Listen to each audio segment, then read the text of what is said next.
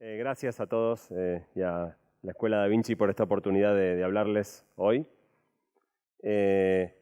más en este impactante teatro que han montado. Empiezo haciéndoles una pregunta. ¿Están cómodos? ¿Sí? Ok. Mi meta en la próxima hora es que dejen de estarlo. De alguna manera, creo que el estar cómodo es una posición muy peligrosa hoy, en función de todos los cambios que la tecnología va introduciendo en nuestra vida. Y por eso mi objetivo primero es incomodarlos y después tratar de ayudarlos a pensar cómo nos plantamos mejor para el mundo que nos va a tocar enfrentar. Les hago una segunda pregunta, que es, ¿quiénes de ustedes conocen Foxconn? ¿Quién conoce Foxconn? Levante la mano. Nadie. Bueno, Foxconn es la mayor empresa de productos electrónicos del mundo. Fabrica algunos productos como el iPhone, el iPad, la Play, la Wii, los Samsung Galaxy. Casi todo producto electrónico de alta gama que ustedes usen, lleve la marca Apple, Samsung, Sony, Nintendo, lo fabrica esta empresa taiwanesa llamada Foxconn, que factura 140.000 millones de dólares. Pero el dato más interesante es que tiene 1.3 millones de empleados. 1.3 millones de personas trabajan en Foxconn. Bueno, Foxconn hace unos meses anunció un plan en 3 etapas para en los próximos 10 años reemplazar a todos sus empleados por robots. Dentro de 10 años en Foxconn no va a trabajar prácticamente nadie. Este proceso de reemplazar trabajo humano por software o máquinas no es nuevo. Si yo les pregunto a ustedes cuántos computadores ven en esa foto, lo más probable es que no vean ninguno. Pero la respuesta correcta es todos. Porque antes de que computaran las máquinas, computábamos las personas. Y el trabajo de estar sentado haciendo cuentas se llamaba ser computador. De hecho, son mayoría de mujeres, así que son computadoras. Si yo les hablo de un conmutador telefónico, ustedes tal vez piensan en una máquina, pero ser conmutador telefónico también era un trabajo. Los más grandes, como yo, los que hayan pasado los 40, recordarán que cuando nosotros éramos chicos, para hacer una llamada de larga distancia había que pedirla a la operadora 2 o 3 horas antes. ¿Por qué? Porque hacía falta que personas conectaran los cablecitos físicamente para conmutar la llamada. Quizá el momento de cambio más fuerte en el mundo del trabajo haya sido fines del siglo XIX. Hasta ese momento, 80% de la población mundial trabajaba en el campo produciendo alimentos. 4 de cada 5 personas. No porque necesariamente a todos les encantara ese trabajo, pero porque la productividad era tan baja que si no asignábamos 4 de cada 5 personas a producir comida, no había comida suficiente para que coman los 5. Imagínense un mundo donde solo 1 de cada 5 personas puede dedicarse a algo que no sea estar produciendo alimentos todo el tiempo. Pero claro, vino la mejora de las sembradoras, las cosechadoras, los fertilizantes, la mejora genética de las semillas, y de repente hoy solo 2% de la población mundial es suficiente para producir alimentos para el 98% restante. Cuando esto pasó, de repente en el campo sobraba gente por todos lados. Y la gente que ya no tenía trabajo ahí tuvo que irse y a comienzos del siglo XX recaló masivamente en las fábricas. Metafóricamente dejamos de usar las piernas para la parte más muscular de nuestro cuerpo, para pasar a usar las manos, la dexteridad. Pero estos también eran trabajos aburridos, repetitivos, rutinarios, incómodos.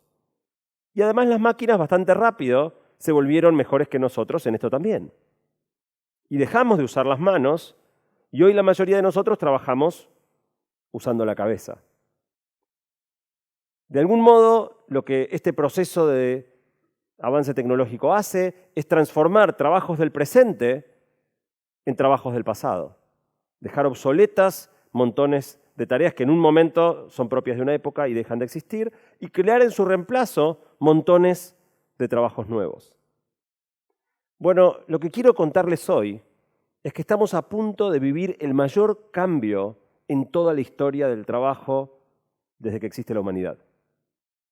Y lo que está detrás de este enorme cambio que se viene es una tecnología de la que seguro escucharon hablar un montón últimamente, que es la inteligencia artificial. No sé cuántos saben de inteligencia artificial. Voy a hacerles una brevísima historia de la inteligencia artificial. Esta idea apareció a fines de la década del 60 en el MIT con un grupo de investigadores encabezados por Marvin Minsky. La idea era muy sencilla, lograr que las computadoras hicieran cosas que requerían de inteligencia. Creyeron que iban a tener resultados rápidos, generaron una enorme expectativa y por los siguientes 30 años no lograron nada. Hasta tal punto era infructuoso el intento que la inteligencia artificial llegó en algún momento a ser asimilada a un blef. Una de estas cosas de las que siempre se hablan, pero al final del día nunca pasa nada. Hasta que 30 años después, en 1997, se logró el primer gran éxito. Una inteligencia artificial llamada Deep Blue le ganó al número 1 mundial de ajedrez, Garry Kasparov. Cuando esto sucedió, los que ya en ese momento eran grandes recordarán, la reacción en el mundo fue de estupor. Nadie podía creer que una computadora hubiera podido vencer al mejor ser humano en una tarea tan intensiva en inteligencia como es el ajedrez. Pero realmente esto no era tan sorprendente, porque Deep Blue había sido programada por seres humanos. Y programar una computadora se parece mucho a una receta de cocina.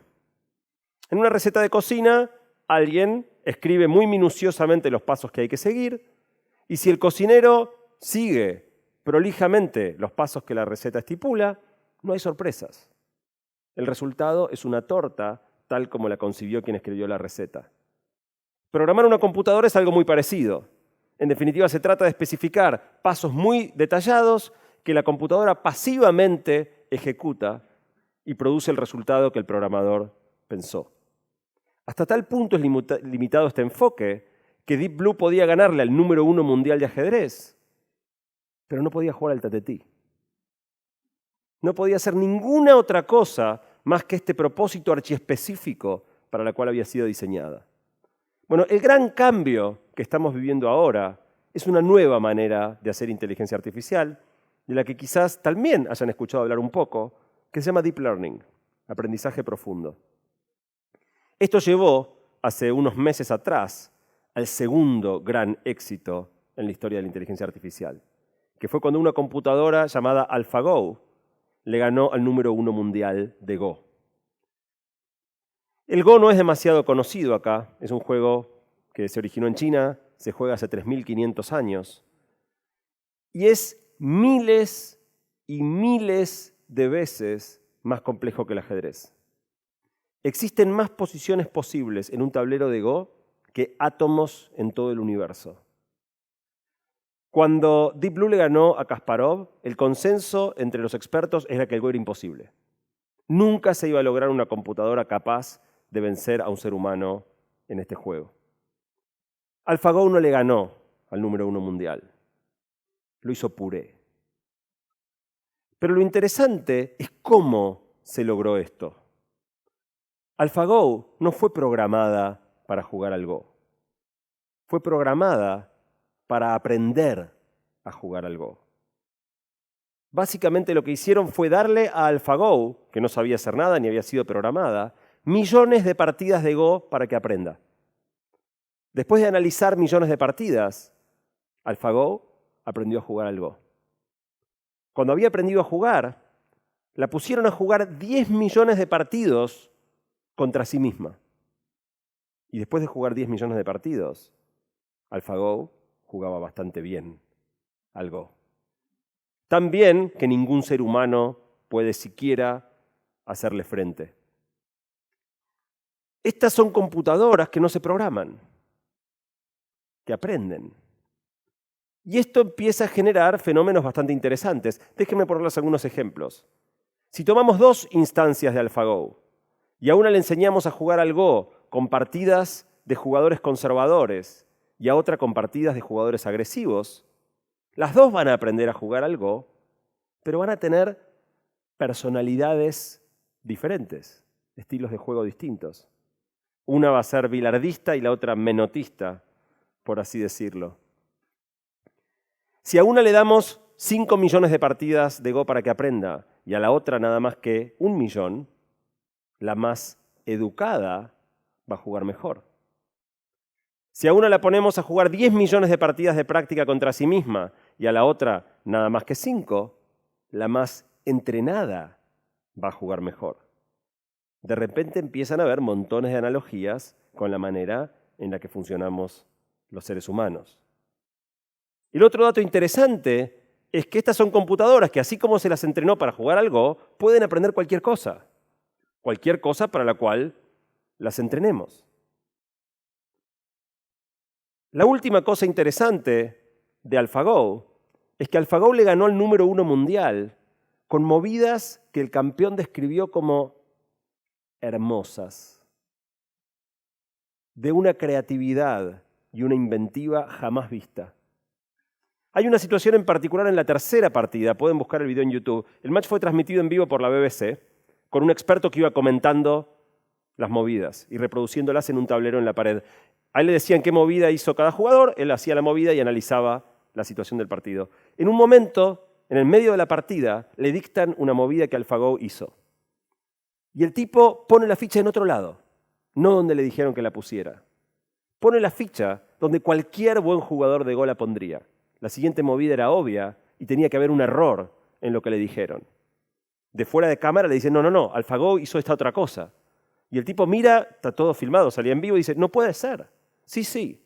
El tipo se encoge de hombros, recoge la ficha y la pone en el lugar donde le estaban diciendo. Todo el mundo del Go está completamente revolucionado por esa movida. Esa movida abrió líneas de juego que nunca en 3.500 años ningún ser humano había explorado jamás. Cambió el juego para siempre con esa innovación que AlphaGo introdujo. Esto tiene un lado lindo y un lado un poco triste. Porque por un lado podemos hacer las cosas mejor que nunca antes si le hacemos caso a las inteligencias artificiales. Pero no podemos entender por qué. No podemos saber qué estaba pensando, por qué hizo esa jugada. No pueden explicarnos qué es lo que está detrás. Pero el genio está suelto. Porque como yo les decía, estas son computadoras que pueden hacer cualquier cosa para las cuales la entrenemos. Y están empezando a hacer cualquier cosa. Hoy, por ejemplo, existen inteligencias artificiales que pueden escribir un artículo periodístico, que si yo les doy a ustedes una nota escrita por un periodista humano y una escrita por una computadora, no van a poder saber cuál es cuál. En 5 años sí van a poder saber cuál es cuál. La que esté mucho mejor hecha va a ser la que haya sido hecha por una computadora. Hoy hay inteligencias artificiales que pueden predecir qué persona va a sufrir un ataque cardíaco mejor que cualquier cardiólogo humano. Inteligencias artificiales que pueden diagnosticar cáncer a partir de imágenes y prescribir protocolos de quimioterapia individualizados mejor que cualquier oncólogo humano. Hoy hay inteligencias artificiales preparándose para ser abogados. Imaginen un abogado que pudiera tener en su memoria todos los códigos, todas las leyes, todos los fallos, todas las apelaciones, todos los precedentes, absolutamente toda esa información para diseñar una estrategia en cada caso. Y también, por supuesto, inteligencias artificiales managers. En definitiva, estamos viviendo el mayor proceso en el cual montones de trabajos del presente van a convertirse en trabajos del pasado y aparecerán montones de trabajos nuevos en su lugar. ¿Cómo estamos reaccionando frente a eso? Bueno, una de las cosas que yo hago es tener una columna en la radio, en el programa de Matías Martín, en Basta de Todo. Tal vez alguno lo haya escuchado alguna vez. Y muchas veces antes de mi columna, yo por las redes sociales encuesto a los oyentes para incorporar las opiniones en el material de la columna. En abril de este año hice una columna sobre este tema, los trabajos del futuro, y antes le pregunté a los oyentes si ellos creían que su trabajo iba a ser transformado por la inteligencia artificial o los robots en los próximos 20 años.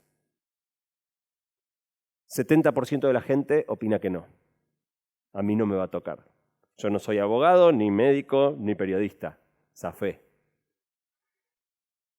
Tal vez el problema es que a muchos nos agarra ya esto un poco más grandes y no entendemos tanto cómo el cambio tecnológico nos afecta. Pero seguramente los millennials, o mejor aún los post-millennials, la generación Z, estos chicos que nacieron con una compu desde la cuna, un celular antes que los pañales. Seguramente estos chicos entiendan masivamente que los trabajos del futuro no van a ser como los actuales y estén eligiendo las carreras más vinculadas a ciencia, tecnología, ingeniería, matemática. Bueno, si uno mira cuáles son, si uno toma el censo de la UBA, que es la universidad más grande del país, para ver qué carrera, porque hoy los millennials están en la universidad. Si miramos el censo de la UBA, podemos saber qué quieren ser los millennials cuando sean grandes. Bueno, los millennials resulta que quieren ser contador. En segundo lugar, abogado. En tercer lugar, enfermero. Arquitectos, psicólogos, educadores, médicos. Mucho más abajo recién aparecen las ingenierías. 4.600 personas en un país de 46 millones estudiando todas las ingenierías, ingeniería civil, todas mezcladas en la universidad más grande del país. 4.200 informáticos. 1.300 biólogos, con todo lo que se viene de biología sintética y todo eso. 400 matemáticos, 100 físicos, 20 estadísticos. ¿Se imaginan una carrera de 20 personas? Los millennials están masivamente preparándose para los trabajos del pasado. No la ven ni un poco más clara de lo que la vemos nosotros hoy. La segunda pregunta que hice en la encuesta es, ¿te consideras listo para los trabajos del futuro? De nuevo, 70% de la gente dijo sí. Ya estoy, tráiganlos, estamos 10 puntos. Déjenme hacerles una analogía. Les voy a dar una buena noticia. Están clasificados para los Juegos Olímpicos de Tokio en 2020. Ya está. Están adentro. En 2020 van a estar en Tokio compitiendo en los Juegos. Ahora viene la mala noticia. La mala noticia es que no pueden saber en qué disciplina les va a tocar competir. Eso se va a decidir por sorteo 5 minutos antes del comienzo de los Juegos. Les puede tocar tiro al plato, lucha grecorromana, levantar pesas, correr una maratón, hacer piruetas desde un trampolín, cualquier cosa. ¿Cómo se prepararían para esos Juegos Olímpicos? Bueno, ese es el dilema que enfrentamos hoy, porque lo único que sabemos de los trabajos del futuro es que no podemos tener la menor idea de cómo van a ser. La respuesta seguramente tenga que ver con aprender habilidades transversales. No practicar tiro al plato, practicar resistencia aeróbica, elongación, fuerza, concentración. Habilidades que en definitiva puedan servirnos en una variedad muy grande de disciplinas. La otra buena noticia es que hay tiempo. Este cambio no va a ocurrir mañana. Probablemente tome los próximos 10 años. Tenemos tiempo de prepararnos. Pero de nuevo, ¿prepararnos para qué? Y entonces, quizá el corazón de esta charla tiene que ver con cómo nos preparamos. Cómo nos preparamos para lo desconocido. Cómo nos preparamos para lo incierto. Y quiero compartir con ustedes algunas ideas al respecto. La primera es que vamos a tener que desarrollar muchísimo más que hasta acá nuestro pensamiento prospectivo. Toda decisión de mediano plazo, como puede ser la elección de una carrera, es una decisión para otro mundo. Y la primera pregunta que uno debiera hacerse es ¿para qué mundo estoy tomando esta decisión? Déjenme ponerles un ejemplo de un ámbito bien distinto. La Argentina es un país que tiene gran parte de su territorio llano y fértil, donde crecen plantas, algunas de las cuales se las comen vacas, que engordan y en algún momento nos comemos su carne o la exportamos. Esto es muy importante para la Argentina, que sigue siendo un país fuertemente agrícola y ganadero. Sin embargo, si uno mira lo que está pasando con los avances en ingeniería de tejidos, no falta mucho tiempo para que la carne se pueda fabricar en un bioreactor. Después de todo, si uno genera un tejido muscular vacuno, no es otra cosa que un bife de chorizo.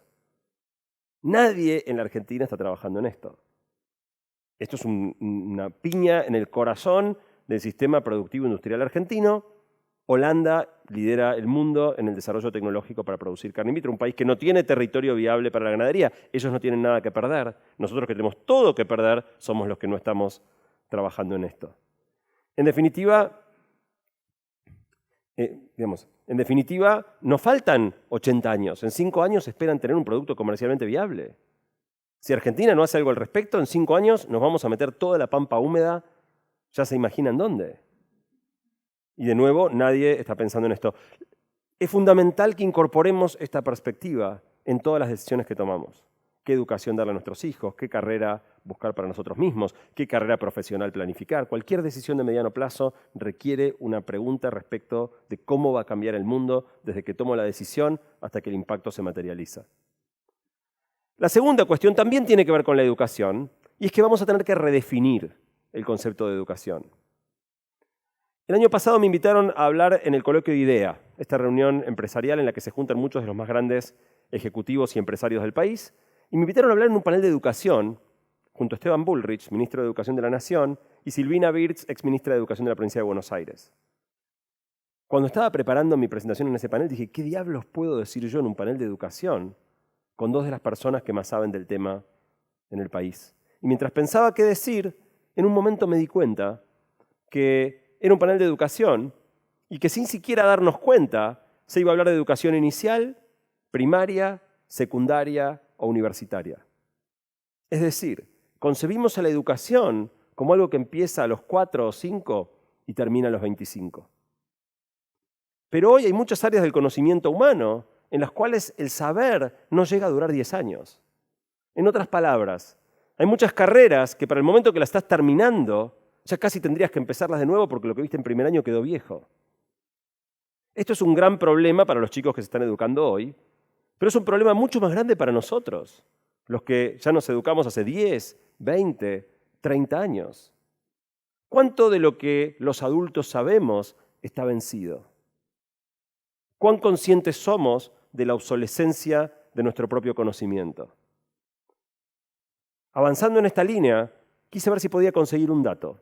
Quise ver si existía una estadística de cuántas horas se destinan a lo largo de la vida a aprender. Estados Unidos tiene estadísticas para todo, encontré el dato. Es un dato de Estados Unidos, pero estoy seguro que en la Argentina daría un resultado muy parecido. De los 15 a los 19 años, se dedican casi 1.200 horas anuales a aprender. 6 horas diarias por día hábil. De los 20 a los 24, ya cae a menos de la mitad, 540. De los 25 a los 34, 86. De los 35 a los 54,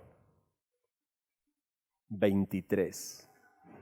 23 horas al año. Después de los 55, 0. Solemos idealizar cuán fácil aprendíamos cuando éramos jóvenes, pero perdemos de vista la enorme cantidad de horas que le metíamos. No el doble, no el triple. 50 veces más horas, 50 veces más a los 35, a los 17 que a los 35.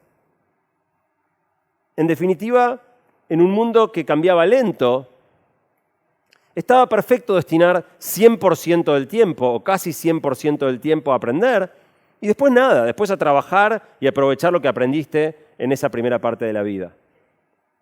En un mundo que cambia cada vez más rápido, esta fórmula no va más. En vez de destinar el 100% del tiempo durante el 20% de la vida, necesitamos destinar el 20% del tiempo el 100% de la vida. Un día desde que nacemos hasta que nos morimos. Probablemente una inversión más fuerte en la primera parte, pero después seguir destinando un día por semana, toda la vida. Es la única manera de mantenerse vigentes. Obviamente aprender como adultos es más difícil.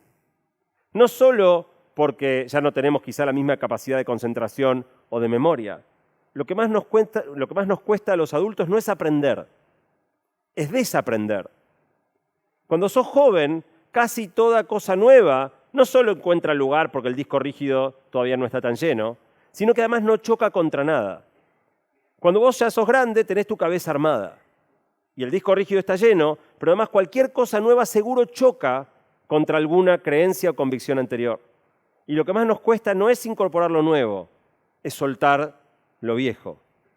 De manera que vamos a tener que aprender cómo se hace para reeducar masivamente a la población adulta. Muchos de estos nuevos trabajos que aparezcan requerirán de habilidades muy diferentes que aquellos que desaparezcan. Y la gente que pierda su trabajo no es que no vaya a tener uno, pero va a necesitar para eso habilidades nuevas. Por eso la tercera cosa de la que quiero hablar es cuáles pueden llegar a ser algunas de estas habilidades que sea necesario desarrollar para el mundo que viene. Preparando de nuevo esta misma columna de radio, hice una cosa más, que fue aprovechar un grupo de WhatsApp en el que estoy, en el que hay muchos gerentes de recursos humanos de grandes empresas internacionales y argentinas. Y le pregunté a los gerentes de recursos humanos, cuando ellos hacían una búsqueda de gente, ¿qué buscaban hace 10 años? ¿Qué buscan hoy? ¿Y qué creían que iban a buscar dentro de 10 años? Los resultados fueron súper interesantes. Hace 10 años, básicamente lo que se buscaba era dedicación y conocimiento técnico. O sea, gente que llegue temprano, se quede hasta tarde y sepa qué corno está haciendo. Habilidades bien duras, bien orientadas a la tarea. Hoy ya esto cambió completamente. Hoy las palabras que se escuchan son flexibilidad, resiliencia, empatía. Esto es lo que se escucha hoy en el mundo de los recursos humanos. Dentro de 10 años, todo giraba alrededor de innovación, creatividad y aprendizaje continuo. Es decir, de alguna manera lo que los gerentes de recursos humanos están viendo es que no se trata de cambiar de un conjunto de habilidades A a un conjunto de habilidades B. Se trata de cambiar de un blanco fijo a un blanco móvil. Se trata de cambiar de un conjunto de habilidades estático a un conjunto de habilidades que cambia permanentemente, donde la habilidad más importante es la meta-habilidad de estar permanentemente cambiando de habilidades. En ese contexto quiero hablar igual de algunas cosas que creo que va a ser fundamental incorporar a nuestra vida para el mundo que nos toca hacia adelante. La primera de esas habilidades es que todos vamos a tener que convertirnos en centauros. ¿Qué quiero decir con esto? Déjenme continuar con un aspecto más de la historia de la inteligencia artificial. Cuando Kasparov perdió con Deep Blue, resulta que Kasparov era un tipo muy competitivo y muy calentón. Kasparov perdió, lo fueron a entrevistar y declaró que habían hecho trampa, que esa competencia no demostraba nada porque había personas que le cargaban las movidas a la máquina. No le había ganado la computadora, sino que hicieron trampa y había personas que les decían a la computadora qué movidas hacer. Ningún ser humano sabía las movidas para ganar a Kasparov, era el número 1 del mundo. Kasparov después se dio cuenta que se había equivocado, por 10 años no habló más del tema, y en 2006 reapareció organizando una competencia de una disciplina nueva que él llamó ajedrez centauro. En el ajedrez centauro no jugaban personas contra máquinas. Jugaba una persona con una máquina contra otra persona con otra máquina. De ahí la idea de centauro, una criatura híbrida que reunía a lo humano con la computadora. Lo interesante es que en el ajedrez centauro no gana el mejor ajedrecista, pero tampoco gana el mejor software. Gana el mejor equipo, como en casi todo en la vida. Gana el equipo que mejor armoniza las virtudes del humano con las virtudes de la máquina. La buena noticia es que computadora más humano le gana a computadora. Humano contra computadora solo pierde, pero humano más computadora le gana a computadora. Cualquiera que venga a decirles que las computadoras van a hacer todo y que los humanos no vamos a tener más trabajo, está pasando por alto este dato fundamental. Los humanos tenemos un rol importante que jugar, pero no es el mismo rol que hemos jugado hasta hoy. En definitiva, tenemos que convertirnos en centauros, hacer buen equipo con la computadora y dejarla brillar ahí donde es mejor que nosotros. Esto se enfrenta a una enorme barrera, que es el ego. Cuando salió la aplicación Waze, hace 7 años, yo fui uno de los primeros en bajarla. Y a partir de ese momento yo cargaba en Waze, cuando me subía a un taxi, cargaba la dirección a donde tenía que ir y le indicaba al taxista por dónde ir para hacer el camino más rápido. La gran mayoría de los taxistas se enojaba. La reacción era algo así como, pibe, ¿vos me vas a venir a decir a mí que hace 20 años que estoy en la calle por dónde tengo que ir con ese aparatito? Sí, exactamente. No me importa cómo era el tránsito hace 20 años, ni hace 10, ni hace 5. Me importa cómo estaba hace 4 minutos, y esto lo sabe Waze, no lo sabes vos.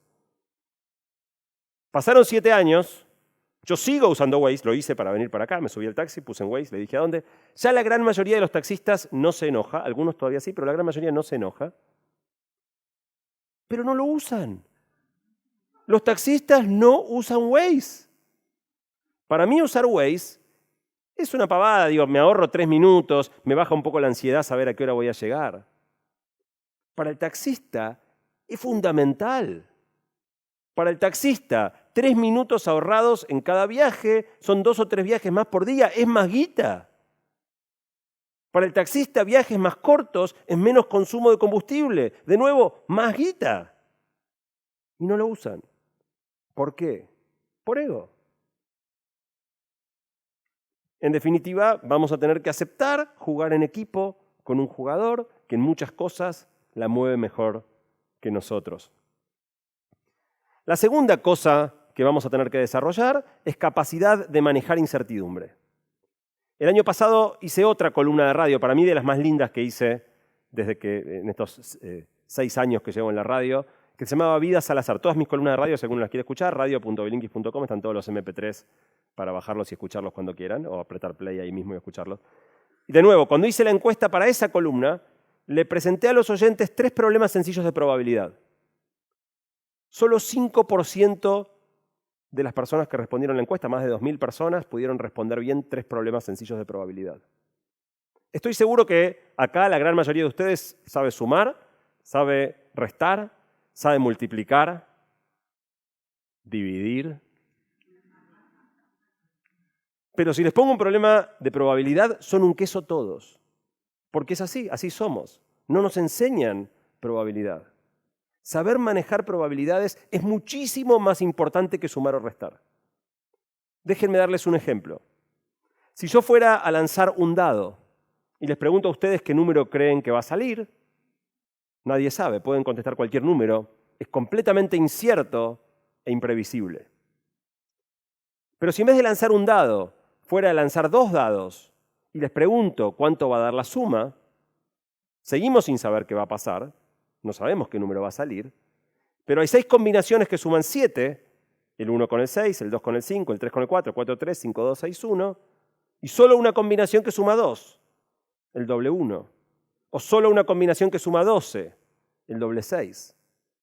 Seguimos sin saber qué va a pasar, pero ya no da lo mismo cualquier cosa que contestemos. Hay una combinación que nos da 6 veces más probabilidad de acertar que otra. Podemos acertar o no, pero si decimos 7, maximizamos nuestras chances.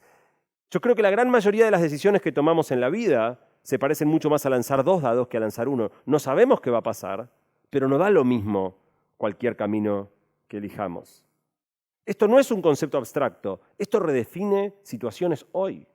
Esto cambia por completo cómo interpretamos ciertas cosas o qué decisiones tomamos frente a ciertos escenarios. Muchos habrán padecido, por ejemplo, últimamente el despelote en Buenos Aires por el desembarco de Uber. Los taxistas cortando las calles, Uber es ilegal, fuera Uber. El gobierno de la ciudad intervino agresivamente bloqueando los medios de pago para que Uber no se pueda usar, porque Buenos Aires, dijeron desde el gobierno, es una ciudad de taxistas. Yo veo todo este conflicto y no puedo entender lo que están pensando. Porque el gran problema de los taxistas no es Uber. El problema de los taxistas son los autos autónomos. Con Uber o sin Uber, en 5 años no hay más taxistas. En definitiva, Buenos Aires será una ciudad de taxis tal vez, pero no de taxistas en poco tiempo. O tendrán que reinventarse, tendrán que encontrar cuál es su rol de centauro. En una época los taxistas eran buenos conversadores. Ahora vamos todos usando el celular y nadie charla con el taxista. Pero tal vez los taxistas pueden perfeccionar su arte de la conversación. Imagínense un taxista que sea stand-upero y te entretenga mucho mejor que el celular durante el viaje. De verdad lo digo. Cada uno tendrá que poner arriba un cartelito diciendo soy un capo hablando de filosofía. Experto en fútbol del siglo XX. Y uno dirigirá si quiere subirse al taxi para conversar con el taxista o ir en auto autónomo chequeando mail en el celular. Pero porque la persona maneje ya no va a hacer falta ahí arriba del auto para manejar. De nuevo, estamos protegiendo trabajos del pasado. La tercera habilidad tiene mucho que ver con esta escuela y tiene que ver con la capacidad de ser innovadores. Tenemos que cuidar, preparar, incrementar nuestra capacidad de ser innovadores, de poder salirse de la pecera, de pensar diferente de lo que todos están pensando. Tenemos que cuidar al innovador que vive adentro nuestro y cuidar a los innovadores en nuestras organizaciones. ¿Cuidarlos de quién? Del peor enemigo que existe, que es la resistencia al cambio. La resistencia al cambio no es un defecto. La resistencia al cambio es un elemento absolutamente constitutivo de nuestra personalidad. Todos la tenemos. Algunos más, otros un poco menos. Todos la tenemos. Es resultado de un proceso evolutivo. Nosotros somos descendientes de tatarabuelos que vivían en la planicie africana, en una cueva, y cuando el cavernícola salía de la cueva e iba por un sendero, si ahí se encontraba cara a cara con un león y lograba salir con vida, no iba más para allá, porque ya está el león. Si tomaba otro sendero y este sendero llevaba a un prado lleno de frutos nutritivos, seguía volviendo al prado porque sabía que ahí había frutos. Y el león seguía ahí y los frutos seguían allá. Aquellos individuos que tenían una fuerte inercia a repetir la fórmula que funciona y evitar la que no, les iba mejor, dejaron más descendencia, son nuestros tatarabuelos. Esto quedó grabado a fuego en nuestro cerebro. Es más fuerte que nosotros, es inconsciente.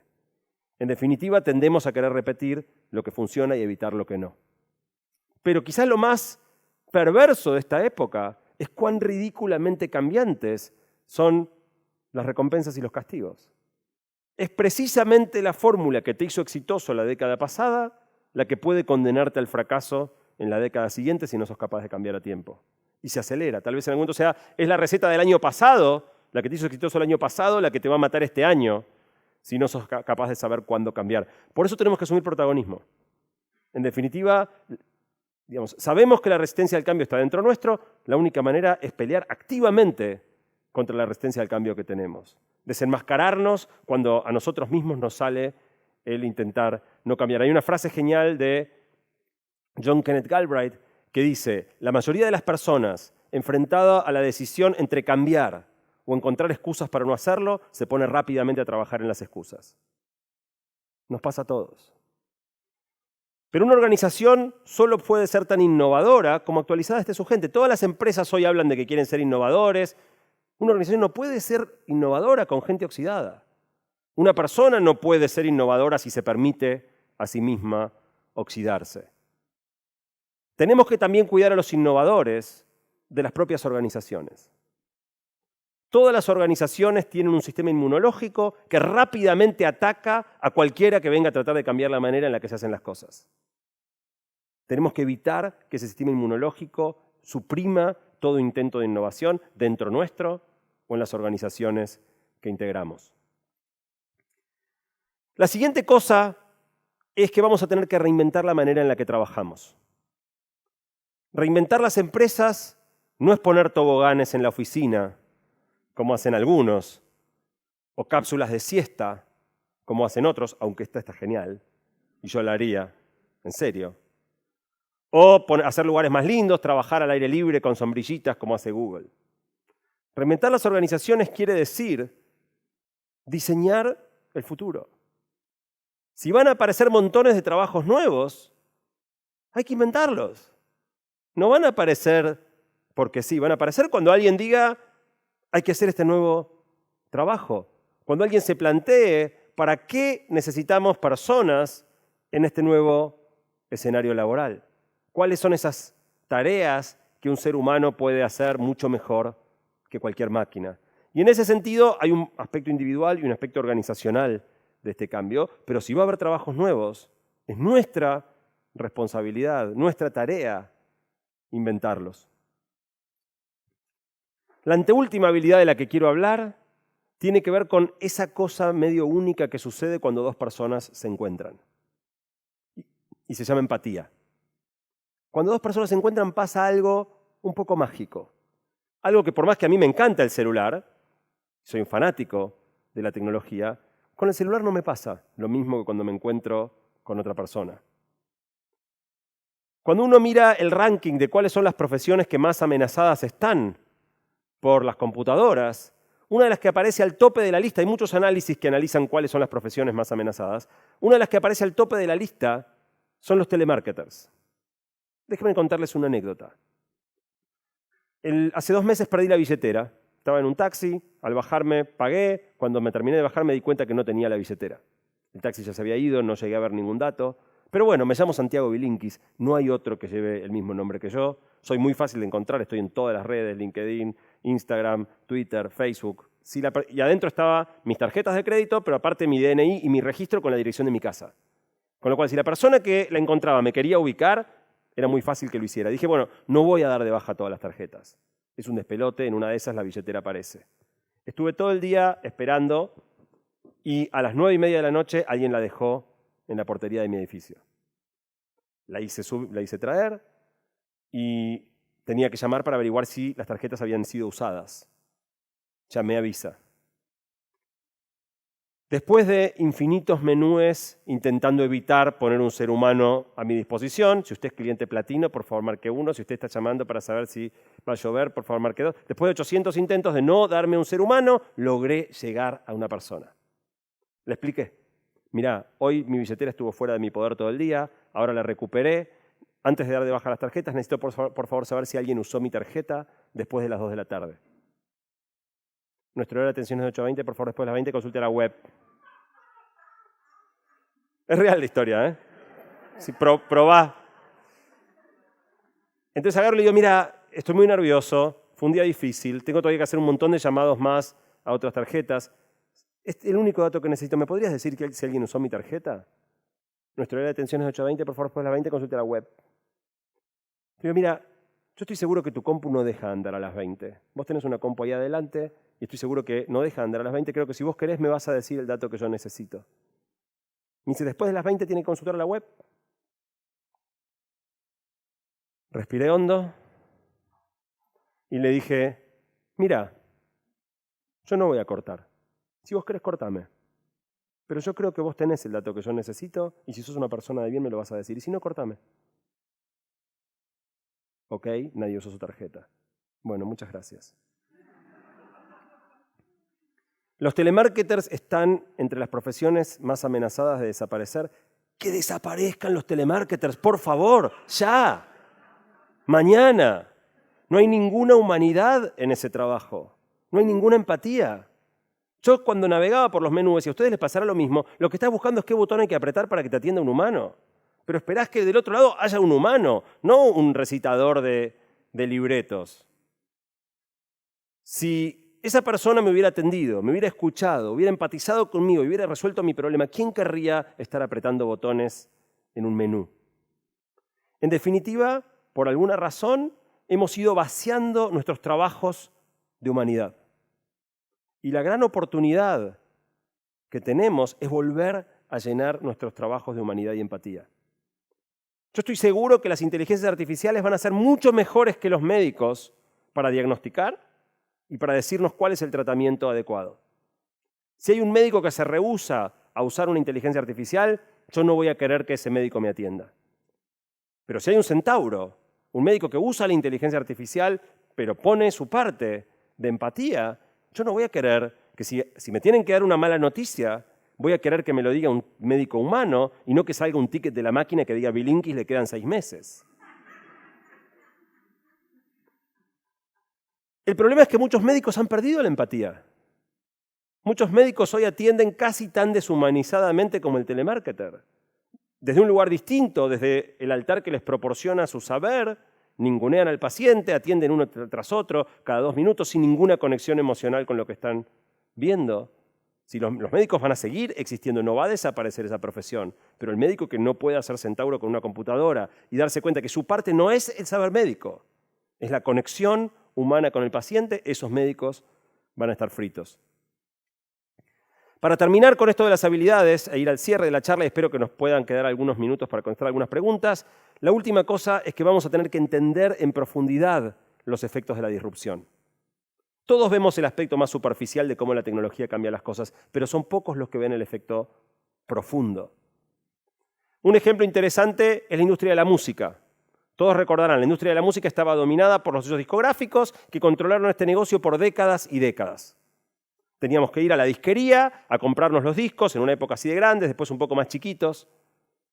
Y de repente Apple ve que la cosa cambió. Ve que con la música habiéndose vuelto digital, ya no hacía falta ir a comprar a la disquería un disco. Y Apple dice, la gente no quiere comprar un disco, la gente quiere música digital. ¿Y saben qué? Quiere comprar las canciones de a una, no que le enchufen 10 canciones juntas. Y pone la música, los MP3, a 99 centavos de dólar cada uno, y crea el iPod para poder llevar 10.000 canciones con nosotros a todos lados, y revoluciona el mundo de la música y destruye en poco tiempo el negocio de los sellos discográficos. Pero ese era el cambio, no era la verdadera disrupción. La verdadera disrupción no era que dejamos de comprar disquitos para ahora comprar MP3. La verdadera disrupción es que la música no queríamos comprarla, queríamos escucharla. ¿Cuál es el sentido de ser dueño de una canción? Ya hoy nos parece ridículo. Despacito está muy linda, pero en 6 meses no la vamos a querer escuchar nunca más en la vida. ¿Para qué la compraríamos? La verdadera disrupción era que la música queríamos escucharla, no comprarla, y Spotify destruyó en muy poco tiempo el negocio de música de Apple. En el mundo del video pasó algo parecido. Estaba dominado por Blockbuster. Recordarán esta compañía, 9.500 tiendas en todo el mundo, 90.000 empleados. ¿Se acuerdan cuando íbamos al videoclub, mirábamos todas las cajitas, qué podemos mirar? Te llevabas una, ibas a tu casa, la veías. ¡Uy! Hay que devolver la película al videoclub, está lloviendo. ¡Shh! Hay que salir, no, me van a cobrar recargo la pucha. Encima el día extra era mucho más caro que un día normal de alquiler. Y de repente aparece Netflix. Esa Netflix, ¿conocieron esa Netflix? Esa Netflix lo que dijo es, la gente no quiere ir al videoclub para alquilar las películas, hay que mandarlas por correo. Esta Netflix era la manera más fácil de alquilar un DVD, era el eslogan de Netflix. Y con eso, con esa innovación, con ese cambio, destruyó a Blockbuster. 90.000 empleados, 9.500 tiendas, bancarrota, cataplimba. Netflix sale a cotizar en bolsa, vale billones de dólares. Pero esta no era la verdadera disrupción. Igual que con la música, lo que pasaba no es que en vez de alquilar la película yendo al videoclub, queríamos alquilarla por correo. Lo que queríamos era no alquilar nada, queríamos mirar la película, no alquilarla. Y Netflix, esta Netflix, mató a esa Netflix. Lo interesante de Netflix es que se animó a matar su propia gallina de los huevos de oro. Muy poco después de haberla inventado la fórmula que le hizo exitosa, destruyó su propia compañía, su propio modelo de negocio, para ver la verdadera disrupción. Si esa Netflix no hubiera matado a esta Netflix, hoy habría otro logo ahí. Y Netflix tampoco existiría más. En definitiva, el que ve los efectos profundos de la disrupción es el que se queda con el mejor resultado. La disyuntiva, al final del día, es disromper o ser disrompido. El que no ve los efectos de la disrupción es el que, en definitiva, padece los efectos. Una vez más, este es el fenómeno más profundo detrás de que desaparezcan montones de trabajos hoy y aparezcan montones de trabajos nuevos. Quiero terminar con algunas reflexiones finales un poquito más filosóficas. Es muy posible que a lo largo de esta charla algunos de ustedes hayan estado pensando, muy lindo Santiago, muy lindo esto de que van a desaparecer montones de trabajos actuales y van a aparecer un montón de trabajos nuevos. Pero ¿quién me garantiza que la cantidad de trabajos que aparezcan sean suficientes para compensar los que desaparezcan? Seguramente habrán visto que hay muchos artículos periodísticos pregonando cosas como en 30 años habrá 50% de desempleo, mientras que otros adoptan una postura más tranquilizadora. Esto no es nuevo. Siempre pasó, la tecnología siempre destruyó trabajos y siempre aparecieron más cantidad de trabajos mejores. ¿Van a ser suficientes? La respuesta es no tenemos la menor idea. Es imposible saberlo. Hay optimistas, hay pesimistas. Es tan peligrosa la postura apocalíptica como el optimismo ingenuo. Por eso hay todo otro tema que se está discutiendo hoy, del que tal vez también hayan leído algo últimamente, que es que por primera vez en la historia de la humanidad se está discutiendo la posibilidad de separar ingreso y trabajo. Crear una asignación universal, no una asignación universal por hijo o por pobreza, una asignación universal.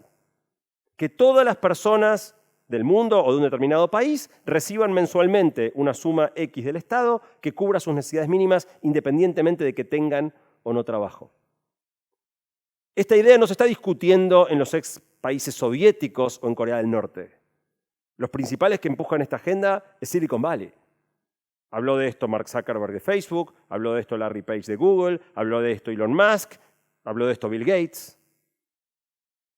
También se está probando, de nuevo, no en Kazajstán, en Canadá, en Finlandia, en algunos lugares de Estados Unidos. Porque evidentemente la gente en Silicon Valley se da cuenta de que en una de esas no alcanzan los trabajos y hay que estar preparados. Pero en esta discusión para mí se está pasando por alto algo muy importante. Cuando hice la encuesta de aquella columna de radio sobre los trabajos del futuro, también le pregunté a la gente, ¿vos podrías ser feliz recibiendo todos los meses una suma del Estado que te cubra tus necesidades, pero sabiendo que nunca vas a volver a trabajar? Y la mayoría de la gente dice que no. El trabajo nos da un ingreso, y eso es importantísimo, pero también nos da un montón de otras cosas. El trabajo nos hace sentir útiles, le da un sentido a nuestra vida, nos enfrenta a un esquema meritocrático donde podemos esforzarnos más si queremos lograr más. Y resulta que esto de encontrarle un sentido a la vida y aparte sentirnos tratados con justicia es muy importante para las personas. Es muy básico.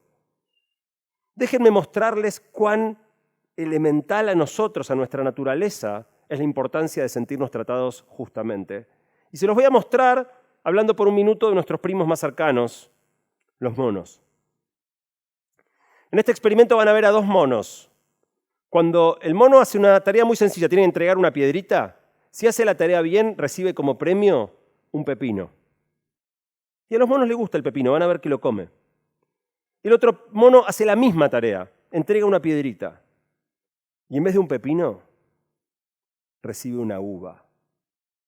Y a los monos les encantan las uvas. No hay equivalencia entre que te den un pepino y te den una uva. Miren lo que pasó.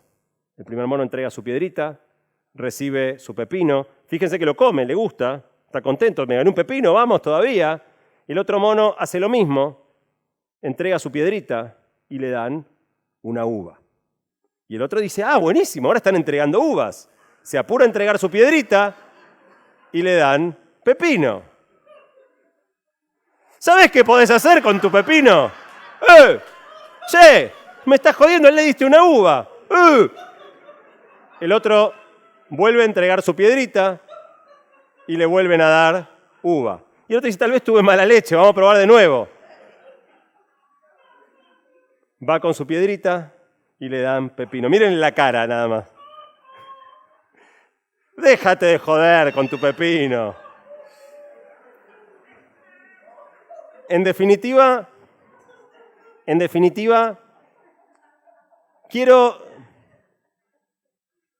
les propongo que imaginen una situación.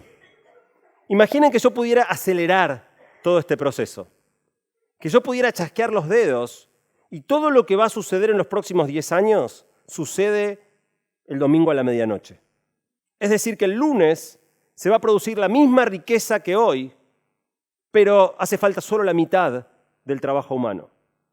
Eso podría querer decir que esta mitad tiene trabajo y esta mitad no, pero ustedes pueden seguir cobrando lo mismo, porque como la riqueza es la misma, si socialmente aceptamos pagarles igual, todos cobramos el mismo sueldo, pero esta mitad trabaja y esta mitad no. Y yo me imagino, después de 2 semanas, a esta mitad prendiendo fuego todo, armando un despelote. Pero déjenme cambiar sutilmente la cuestión. Imaginen que el lunes podemos producir toda la misma riqueza, pero hace falta solo la mitad del trabajo humano. Eso querría decir que el lunes podríamos cobrar todos el mismo sueldo y trabajar nada más que la mitad. Y ahí la gente pasa del pánico a decir, ¿dónde hay que firmar para que esto pase? ¿Cómo hacemos para que suceda más rápido? Porque en definitiva, de lo que se trata para mí no es de repartir la plata, sino de repartir los trabajos.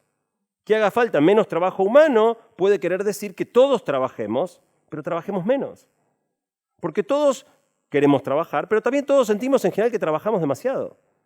Que el trabajo no nos deja tiempo para la familia, que no nos deja tiempo para los amigos, que no nos deja tiempo para la actividad física, que no nos deja tiempo para aprender. ¿De dónde sacarían ustedes ese día por semana para aprender que es necesario? Y de nuevo esto se está discutiendo no en Francia, que son medio vagonetas, en Estados Unidos, en el Reino Unido, la ética de Max Weber, la ética del capitalismo, estos que creen que hay que romperse el alma, están hablando de trabajar menos. Porque esa es la oportunidad que tenemos, achicar la jornada. Seguramente recordarán el comercial de esta cerveza que creaba un 8º día para alargar el fin de semana. No hace falta agregar un 8º. Podemos hacer que el viernes sea parte del fin de semana. Podemos trabajar 4 días y descansar 3 o hacer jornadas de trabajo más cortas. En definitiva, me gustaría dejarlos con el mensaje de que tenemos una estupenda oportunidad por delante. Podemos aprovechar todas esas tecnologías para realmente tener una mucha mejor vida para todos. Gracias.